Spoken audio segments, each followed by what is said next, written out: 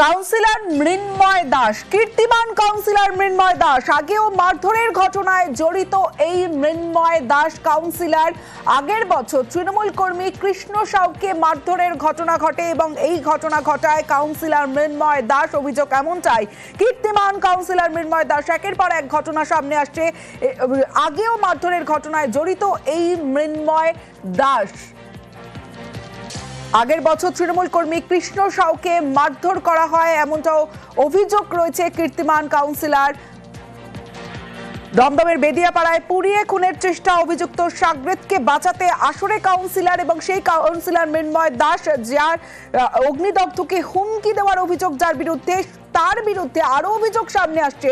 আগেও মারধরের ঘটনায় জড়িত এই মৃন্ময় দাস। আরো বিস্তারিত জানাবে অনুপ চক্রবর্তী রয়েছে আমার সঙ্গে। অনুপ, এই কাউন্সিলর যে কথা বলছে মৃন্ময় দাস, এই বারবন্ত কিন্তু আজ নতুন নয়। এদের তথ্য এলাকার মানুষ বা এলাকার যারা আরো এলাকার যারা এখানকার মানুষজন বসবাসকারী তারা কিন্তু এই তথ্য তুলে ধরছে।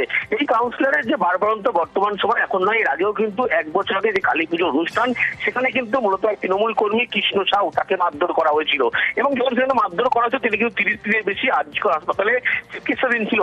শেষমেশ কিন্তু তিনি তৃণমূল কর্মী হিসেবে পরিচিত ছিল, ভয় কিন্তু তৃণমূল কর্মী যখন ছিলেন পরবর্তী তৃণমূল পার্টি করা তিনি ছেড়ে দেন এবং তারপরেও কিন্তু একাধিক যে অভিযোগ সামনে এসেছিল কেউ কোনো ব্যবস্থা নেয়নি। পুলিশের কাছে এমনকি এই সমস্ত ঘনিষ্ঠদের বিরুদ্ধে অভিযোগ এসেছিল, সেক্ষেত্রেও কোনো ব্যবস্থা নেওয়া হয়নি। তো এছাড়া কৃষ্ণ সাউ ছাড়াও কিন্তু এর আগে একাধিক ঘটনা ঘটেছিল, যে ঘটনা লক্ষ্য করা গেছিল কিন্তু এই মৃন্ময় দাসের যে অনুগামী যারা ছিল এবং তারা কিন্তু প্রত্যেকভাবে কিন্তু জড়িত, এলাকায় একাধিক মানুষকে মারধর শুরু করে সমস্ত তথ্য তাদের বিরুদ্ধে ছিল, কিন্তু তারপরে একবার তাদের বিরুদ্ধে কোনো ব্যবস্থা নেওয়া হয়নি। কিন্তু এবার লক্ষ্য করা গেল যে আরো একজনকে মারধরের ঘটনা ঘটলো, গায়ে পেট্রোল দিয়ে পুড়িয়ে মারার চেষ্টা করা হলো, তারপরে এখনো পর্যন্ত সেই সমস্ত অভিযুক্ত তাহলে কোনোভাবে ব্যবস্থা নেওয়া নয়। এরকমই ঠিক এক বছর আগে কালী পুজোয় এরকম একটা গন্ডগোলের সূত্রপাত, যেখানে মারধর করা হচ্ছিল এক তৃণমূল কর্মীকে যার নাম কৃষ্ণ সাউ এবং তিনি কিন্তু আরজিকর যে হাসপাতাল, সে হাসপাতালে 30 দিনের বেশি চিকিৎসাধীন ছিলেন। তারপরে ভয়ে তিনি পার্টি করা ছেড়ে বর্তমানে বিজেপি কর্মী বলে পরিচিত এখন জানতে পাওয়া যাচ্ছে।